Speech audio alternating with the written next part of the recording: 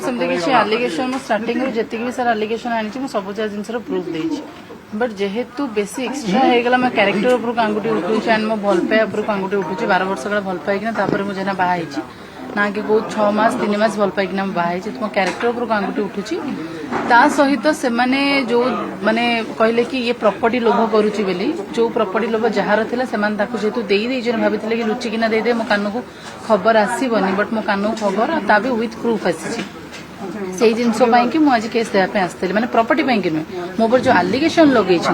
से आलिगेशन अबाउट मु केस देव जब तुम मो प्रॉपर्टी आलिगेशन लगाऊच तुम प्रॉपर्टी जब आउ जन लोग आलिगेशन लगा मो ऊपर क्या आलिगेशन लगुच मो हजबैंड क्यारेक्टर उपर क्या आलिगेशन लगुच मो माने आम हजबैंड वाइफ कथाटा को बाहर को आनिल सब संपर्क भितर झगड़ा होची सब संपर्क भितर बाड़ाबाड़ी होउछन सब होची किंतु ए जिनसरा पब्लिक को आनिबार कहार भी राइट्स नै जदि से आनिचंती बाहर को माने से जिनसरा से माने जिनसरा इंटेंशनली करिचंती माने जो प्रॉपर्टी पई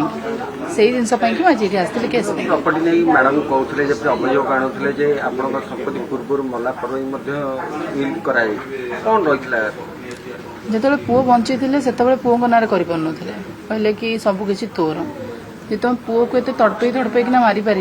पो ना कि कलनी पुओ को साइड करदेल आज तुम झील ना केमती करदेल जदि तुम सुना बिकापी बाहर थी कि पुओर केस लड़ाई तुम पाक 11 लाख टका केमती इनस्टांटली आसला जहाद्वारा कि तुम जगटा को झील ना को ट्रांसफर करदेल माने गिफ्टेड करदेल अलरेडी ना गोटे जगह भी गिफ्टेड हो बाहागर पूर्व तो यही जगटा थी मो हजबैंड को एंड यही घर बनइबार मो हजबैंड को भी माने बहुत सारा माने जो पैसा खर्च हो दुकान जो जाऊे दुकान बहुत सारा पैसा खर्च कर मत काढ़ीदे मो हजबैंड को डेथ हो गला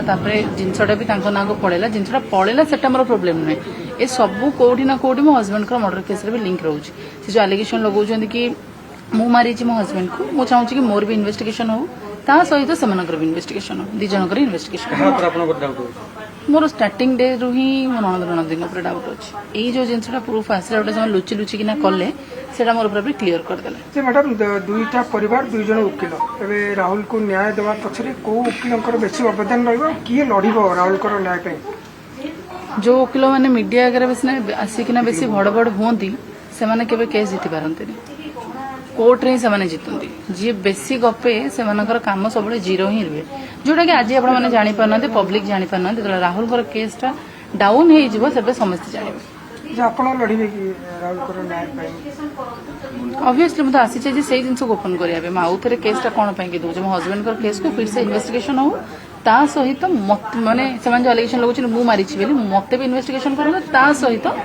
ननद ननदी समस्त इन्वेस्टिगेशन चार्जसीट 15 दिन पूर्व विचार प्रक्रिया आरंभ है घर बाहर जदि मो चार्जसीट तो केवे कौन बाहर मुझे जानी नी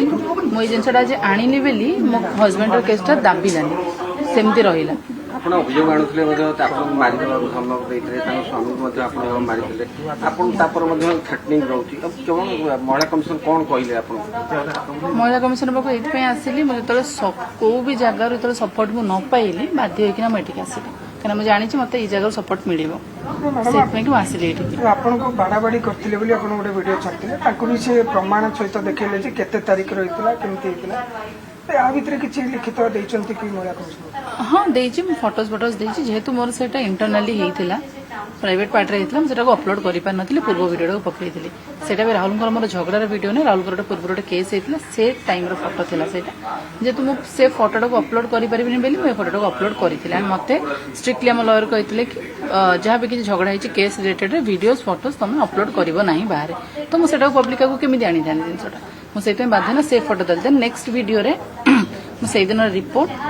फोटोज सबकि अपलोड करी जो मैंने देखी थे जानी थे सबकि प्रूफ सहित ही अपलोड करी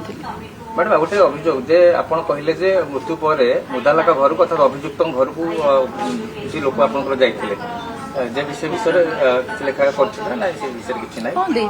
देछि तास तो मु बहुत सारा वाइट लोकंगर सुनिछि कि ସେମାନେ कहछन कि आमे पठेइथलु तमे की तमे कोन पुलिस तमरो काम कोर्ट रे तमरो काम थाना रे नै इन्वेस्टिगेशन तमे करबनी पुलिस करबो इन्वेस्टिगेशन त तमो के राइट्स के देला अक्यूज बनक गांव को पठिया पे